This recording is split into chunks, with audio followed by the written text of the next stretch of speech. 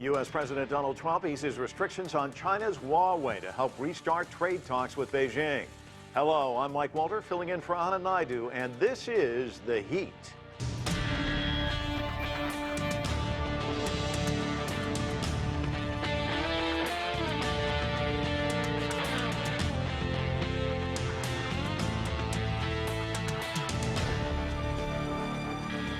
Huawei is one of the world's biggest telecommunications companies and service providers and is leading the way in 5G wireless technology.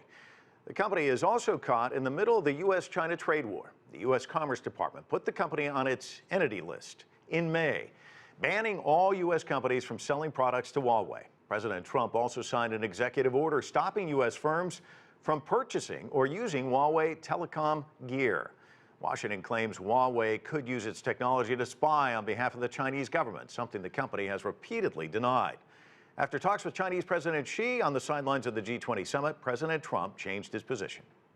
We send and we sell to Huawei a tremendous amount of product that goes into the various things that they make, and I said that that's okay, that we will keep selling that product. These are American companies. I've agreed to allow them to continue to sell that product, so American companies will continue. And they were having a problem. The companies were not exactly happy that they couldn't sell because they had nothing to do with whatever was potentially happening with respect to Huawei. For more on the U.S. claims against Huawei and the company's response, let's bring in our first guest. Andy Purdy served as a top cybersecurity official in the U.S. government and is now the Chief Security Officer for Huawei Technologies USA, and we want to thank you for coming on the broadcast.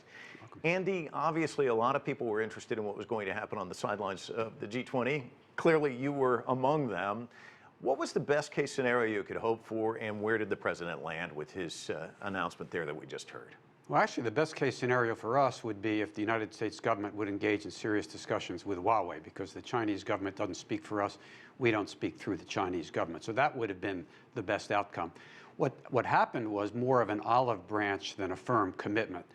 And we hope as we move forward, we will not only be able to buy from American companies. We spent $11 billion from American companies last year, but hopefully we can continue to support our rural wireless and wireline customers serving rural America. Is it a bit of a lifeline, though? I mean, was this a good outcome for Huawei in a sense? Well, as I said, it's more of an olive branch. I'm not sure it's an outcome per se. I think this is the start of things. It looks like we'll be able to buy at least some American products, but the specific details of that and kind of a firm understanding going forward is yet to be determined. Yeah, vague is kind of a quality of this administration. Let's listen into U.S. Economic Advisor Larry Kudlow. He downplayed what the president had to say. Let's listen in. This is an interview with Fox News. This is not a general amnesty, if you will. Huawei will remain on the so-called entity list, where there are serious export controls, and in any national security inferences or suggestions, there won't be any licenses. But having said that, I think all that's going to happen is the Commerce Department will grant some temporary additional licenses where there's a general availability. I mean, for example, some of the chip makers in the United States are selling products that are, frankly, widely available from other countries. So Huawei stays on this entity list, I guess a sort of a blacklist. What does that mean for the company? Well, essentially, I think it means heightened scrutiny going forward, as Larry Kudlow said, to make sure that we abide by various trade rules in the United States. But as he said, it's not clear to what extent we're going to be able to buy the core products that American companies have been selling us. And this is important not just for the short term, but it's important in the long term, because I don't think it serves anybody's interest if Huawei finds other means of buying all these products and decides to do it for the long term. Let me address two Andy Purdys. The Andy Purdy that's sitting here, a representative of Huawei, but then we put Andy Purdy over here, the guy who used to work in Homeland Security. Put those different hats on. I mean, where is the administration coming from? I mean, you must see sort of their point of view because you used to be there. And then what would Huawei's counter-argument be? Well, there's a geopolitical context with the rise of China economically and militarily. And basically the growth of China having influence around the world with various industrial projects, the Belt and Road Initiative, the initiatives in Africa. So the United States is basically looking at a world where we were once far and above the strongest power. Now China is becoming a competitor. Not an adversary per se, and hopefully it will not turn into an adversary, but the United States is trying to make sure that we are prepared as a nation if China turns hostile to the United States. And so that means military, economic, and cyberspace. Competition, though, everybody says that's a good thing, but and competition, you know, it's certainly, I would strive to be better than this person, but this seems almost like containment, in a sense, trying to crush the competition. I mean, it's obvious that Huawei has an advantage at 5G, way ahead of where the U.S. is right now, and instead of competing, it seems like this administration's alternative is let's try and stop them. The genie's sort of out of the bottle, though, isn't it? Well, that's a point of view that some have. I mean, I think the reality is that we have to look at what's the world going forward. Is it going to be a world we want to wake up in? Are we going to continue what has been fundamental to globalization? We spend 30 to 32% of all components in Huawei products come from America. Only 30 come from China. It's going to be a much worse world if almost everything comes from China, and they're two separate words, because partnership and innovation are what's going to bring value to organizations and citizens around the world. You hear a lot from this administration that Huawei could have these backdoor elements where there could be spying. I'm sure you've heard all the accusations. How would you respond to that? Well, the real concern of the U.S. government is China. Much more China than the company. They fear China. They fear if China turns to become an adversary, they're going to be a formidable adversary. And the fact is, the cyberspace is an unsafe world. We have at least 5 nations of the world that can virtually implant hidden functionality, malicious code to do bad things. So that's why the message that I had working as part of the U.S. government, and the message I have representing Huawei, is we have to have a comprehensive approach to risk to make sure cyberspace is a safer place, and to make sure that the products and activities of the telecom operators and equipment vendors like us, there's an objective basis for knowing which products to trust, and we have to move in that direction. That message, you're delivering it to our audience. Who knows, maybe somebody at the White House is watching it, but in terms of getting an audience there at the White House and making this case, that really hasn't been the case for you, has it? I mean, have they been open to discussions like this? Well, the fact is, the U.S. doesn't have a comprehensive approach yet. Hopefully, Germany's working on one. So what the U.S. has done is had special risk mitigation approaches. So 2 of our big competitors, Nokia and Ericsson, they operate in the United States despite deep ties to China, only because there are special government-monitored risk mitigation programs that satisfy the U.S. government. We'd like to talk to the U.S. government about such a risk mitigation approach that would allow us to do some business in the United States. Risk mitigation, let's talk about what's happening in the UK. In 2010, the Huawei Cybersecurity Evaluation Center was put in place. You know about this probably a lot better than I do. But what I've read is security interests there in the UK can come and check any device at any time. Why can't the U.S. put together the same sort of structure? And doesn't that show a certain transparency on the part of Huawei? Well, it certainly shows some transparency. And part of our message is let's learn the lessons of whatever is happening for the programs for Nokia and Ericsson in the U.S. What is Germany coming up with? An approach that would address the risk from all vendors. The European Commission is going to try to come up with something. Because risk mitigation is not just about what everybody talks about. It's not just about the products. It's about monitoring the networks. And it's about the role of the telecom operators, because they have to give companies like Huawei access to the products to fix them. There's not nearly the access by Huawei that people fear. It's very controlled, very regulated, and completely auditable. One of the contentions that Huawei and other Chinese companies are governed by a law requiring them to cooperate with the Chinese government in gathering information. What would you say to those who say, look, there's this law on the books, you got to hand over the data, this is one of the reasons why we're concerned? Well, 2 things.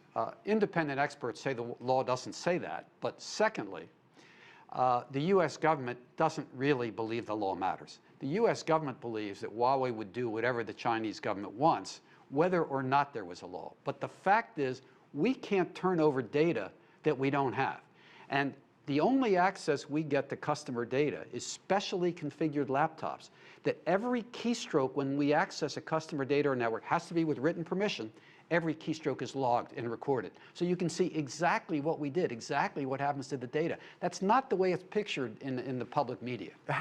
So talk to me about the pushback on that, because people aren't, I mean, we've got Marco Rubio in the Senate, who's a conservative. You've got Chuck Schumer, who's a liberal, both of them pouncing on this announcement by the U.S. president.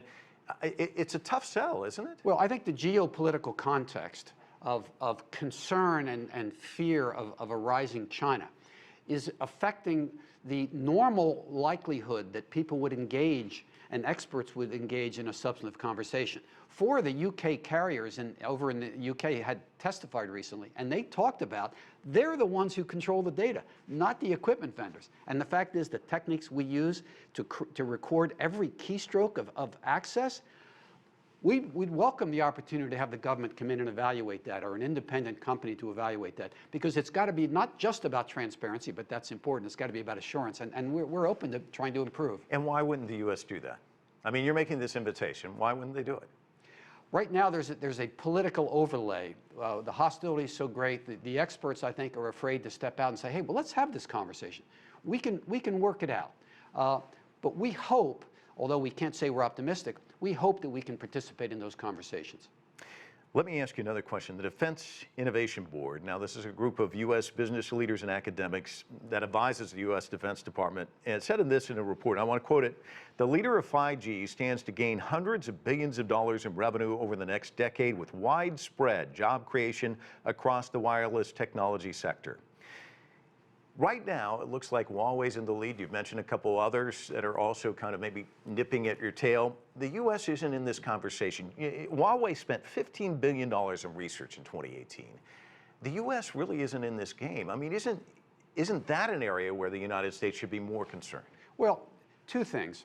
When we talk about who leads in 5G, it's not about the Nokia, Ericsson, and Huawei's of the world. It is, as you referred to it, like the United States. So it's about the deployment of the best, most efficient technology. They're going to bring the benefits to our people and our organizations. They're going to create tremendous jobs. And the fact is, people have to talk more about what is really the story about 5G security.